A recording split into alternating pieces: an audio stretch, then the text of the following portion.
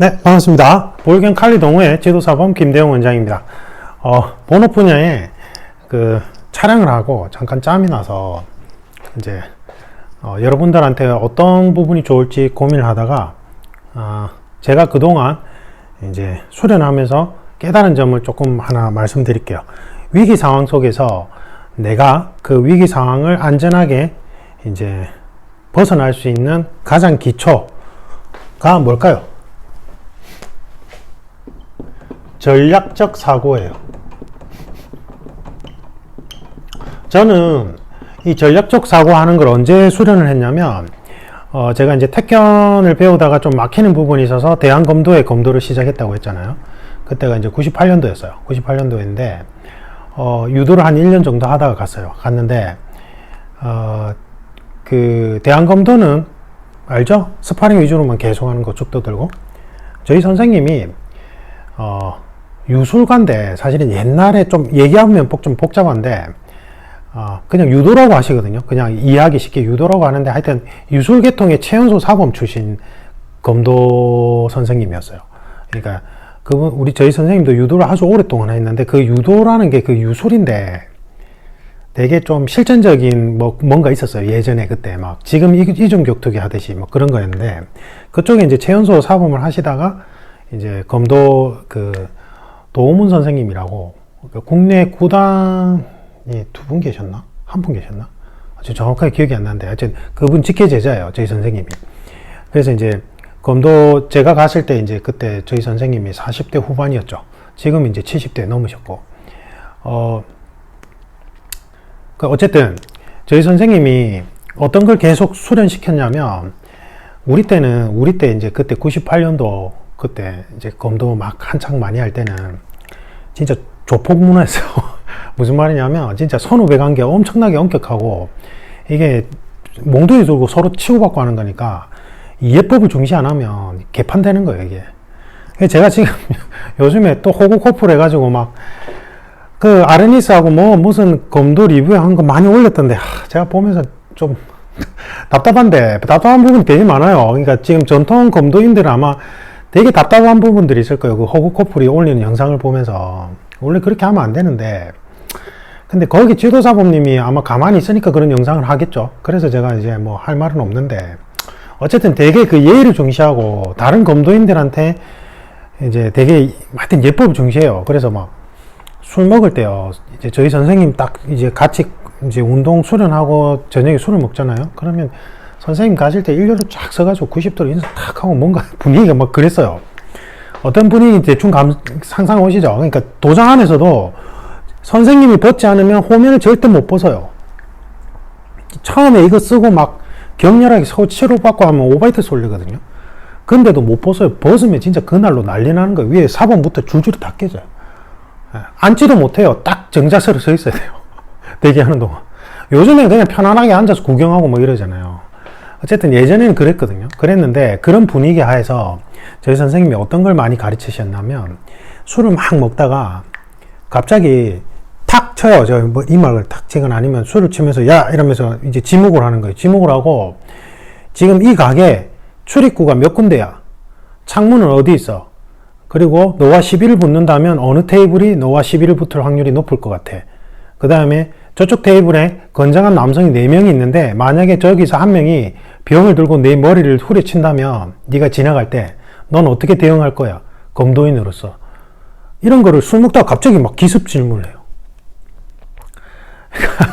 술 막 먹다가 이제 언제 질문을 받을지 모르니까 항상 긴장 상태로 먹어야 되는 거예요. 그리고는 이제 계속 습관적으로 이제 습관이 되는 거예요. 어디 들어가면 출입문이 어딘지, 그 다음에 창문이 어딘지, 그 다음에 만약에 이 안에서 불이 난다면 아니면 시비가 붙었다면 내가 어떤 경로로 어떻게 벗어날 건지, 그 다음에 길을 가다가 누군가와 시비가 붙었을 때 옆에 찻길이고 인도가 어느 정도 폭인데 옆에 만약에 쓰레기통에 무슨 유리병이 있다면 그 유리병을 들고 나를 찌르려고 할 수도 있잖아요. 그러니까 그러한 지형 지물에 대해서 계속 관찰하고 경우의 수를 계속 생각하게끔 했어요.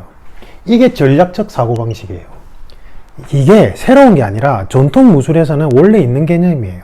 근데 요즘에 제가 그 현대 군인들 있잖아요. 지금 현재 총을 전문적으로 하는 특수부대 출신자분들도 제가 오랫동안 많이 가르쳐 봤고, 본업 분야에도 마찬가지고, 그 다음에 지금 제가 칼리 수련하는 곳에도 이제 그런 분들이 연계되어 있는데, 제가 이제 택티컬이라는 말을 쓰니까, 일부, 그쪽 관계자분들이 못마땅한 거예요. 왜냐면 군인도 아닌데 왜 택티컬이라는 말을 쓰냐.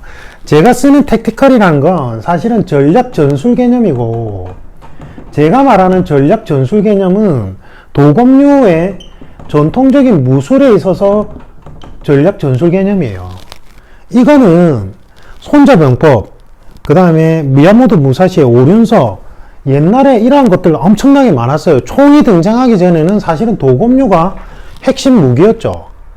총이 등장한 게 인류 역사상 얼마 안 돼요. 인류 역사 전체를 놓고 봤을 때 총이 등장한 건 얼마 안 되고, 도검류가 지배하던 시대였어요. 수천 년간. 그러면서 생겨난 제가 아까 말한 그런 전략적 사고방식 하에서 전술 전략 개념이 아주 복잡하고 세밀하게 다 갖춰져 있어요. 지금 현재 현대 군인들이 말하는 택티컬 개념은 이러한 고전적인 전략 전술 개념을 총이 지배하는 전장에 응용한 거죠. 변형시키고. 맞잖아요.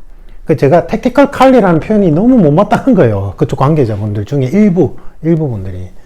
근데 제가 말하는 건, 저는 칼리 지도자로 활동한 거는 이제 한 3, 4년 차지만, 도검류 전문가로서 오랫동안 수련했고, 그렇게 전략적 사고방식에 대해서 수련한 게 아주 오래됐죠.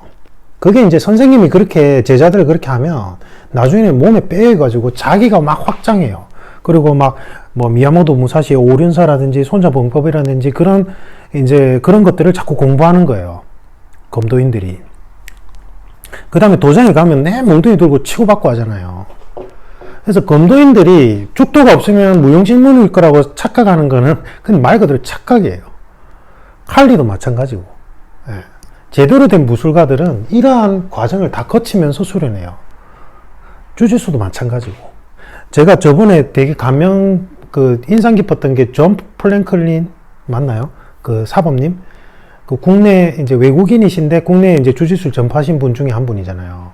그분이 블랙벨트 5단인가 이런 것 같은데, 주짓수 수련하신 기간이, 예, 제가 검도한 수련한 기간보다는 조금 더 긴 것 같은데, 거의 비슷한 시기에 하셨던데, 어쨌든 변론으로 하고, 그분도 그렇게 얘기하잖아요. 원래 주짓수의 원 개념은 이렇게 이제 지금 현재 스포츠화된 그런 주짓수 개념이라기보다는 사실은 필드 상황에서 무기를 든 상대방에 대해서 어떻게 대응할 건지 이런 주짓수 개념이 다 포함되어 있다 이렇게 얘기하잖아요.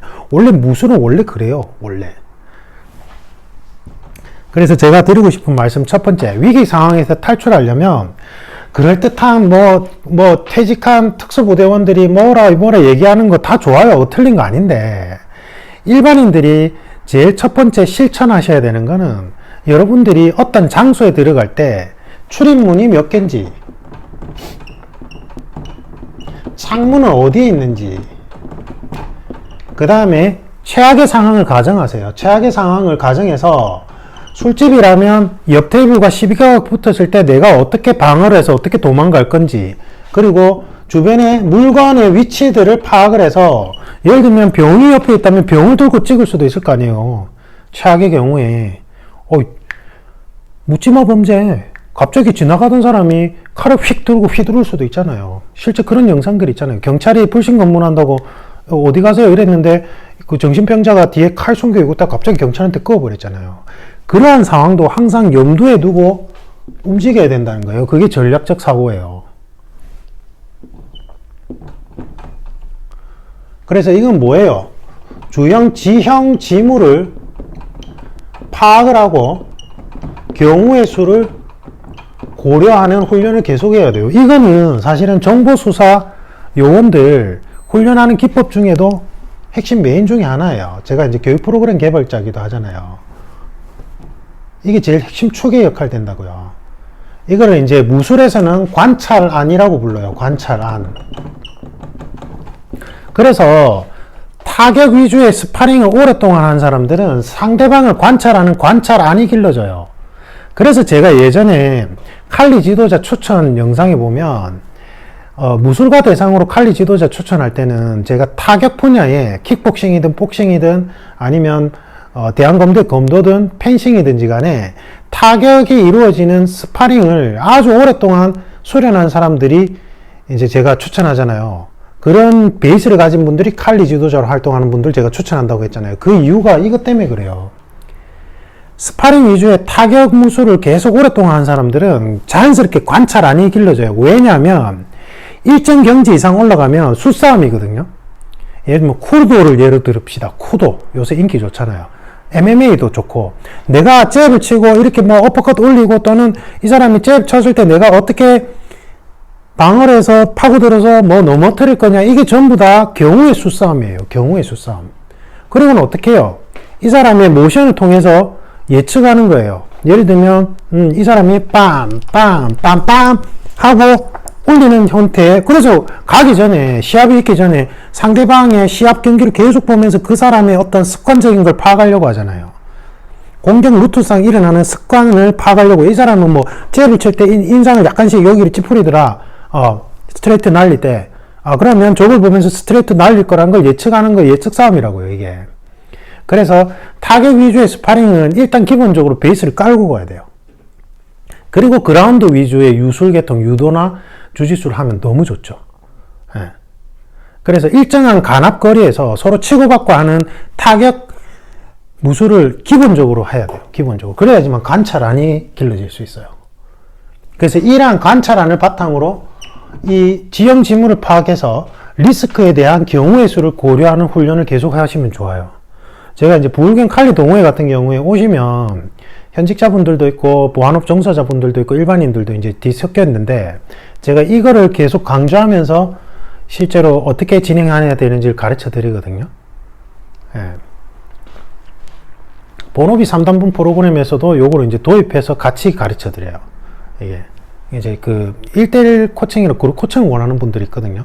동호회 말고 이제 먼 도시에서 휴가 내셔가지고 와서 이제 코칭 단기간에 집제식으로 좀 받고 가길 원하는 분들이 있어요. 이제 그런 분들한테 제가 그러니까 라이프 스타일에 대해서 설문지를 자세하게 물어보고 그분들이 어떠한 라이프 스타일을 가지고 있고 어떠한 용도로 이걸 훈련하고 싶은지를 먼저 상세하게 조사를 해요. 그리고 나서 이러한 것들을 가지고 훈련하는 방법들을 계속 말씀드리거든요. 예. 그래서 위기 상황에서 내가 이제 대응하려면 신속하게 대응하고 당하지 않으려면 미리 예상하고 있으면 너무 좋죠. 예를 들면 내가 저기 골목길 가고 있는데 저 골목길 꺾이는 부분에서 범죄자가 뭐 이렇게 뭐죠? 이거 뭐 벽돌을 들고 나를 내리 찍으려고 대기하고 있다면 내가 일단은 미리 알고 있다면 내가 침착할 수 있다고요. 그러면 어떻게 내가 방어를 할까? 아니면 아예 가지를 않아야 되겠다. 뭐 이런 것들을 할 수 있다는 거예요. 네. 그래서 제가 전에 얘기했듯이 제가 검도를 그렇게 오랫동안 수련하고 그 다음에 이제 칼리 지도자로 활동하면서 제가 얻은 거는 뭐냐면 겁을 낼 줄 아는 게 얻은 거예요.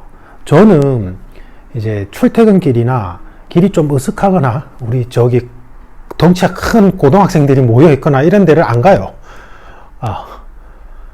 그 다음에 이제 뭐 술을 마시거나 밖에서 외부 활동을 할 때 시비가 이렇게 좀 생길 수 있을 만한 상황을 안 만들려고 해요. 예.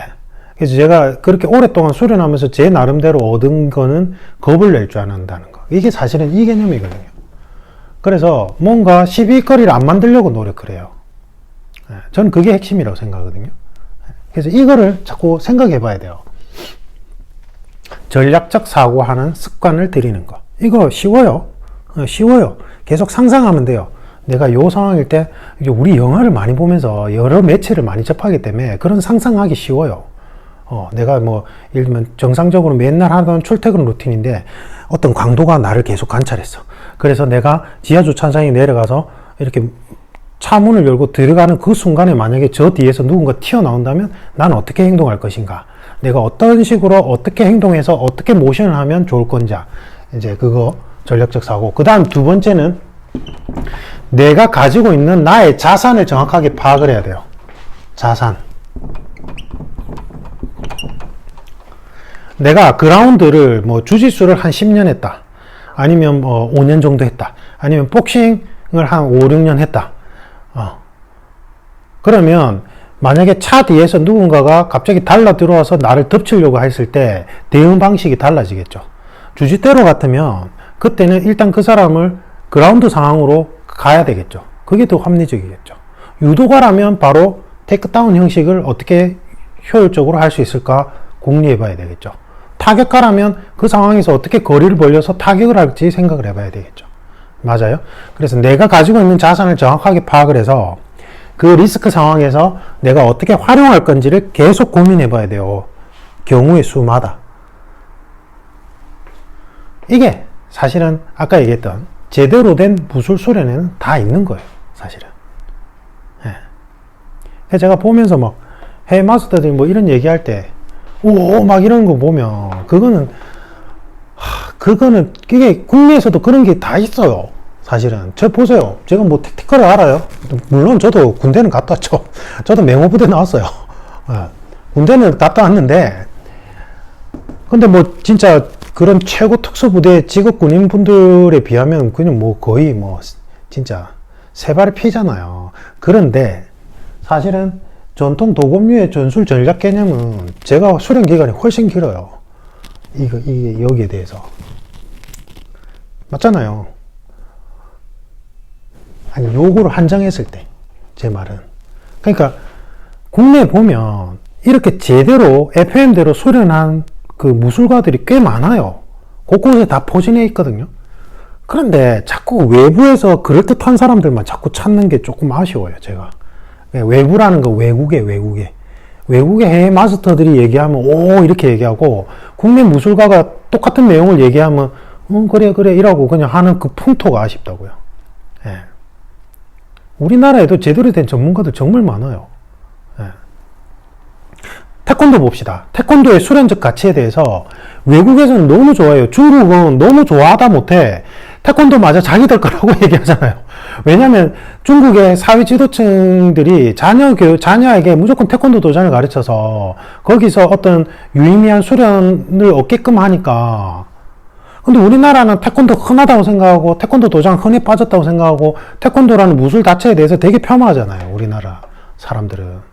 그리고 외국에 잘 모르는 무술 와 하면서 막 거기에 막 뭔가 있을 거라고 생각하고 막 그럴듯해 보인다고 생각하고 막 거기 가서 뭐 한 몇 주 단기 집회가 사진 찍어 놓고는 나 이런 사람이야 이러면서 하면 또 국내에서는 와 외국물 먹은 무술가네 이라고 뭐 와 이렇게 하고 이러잖아요.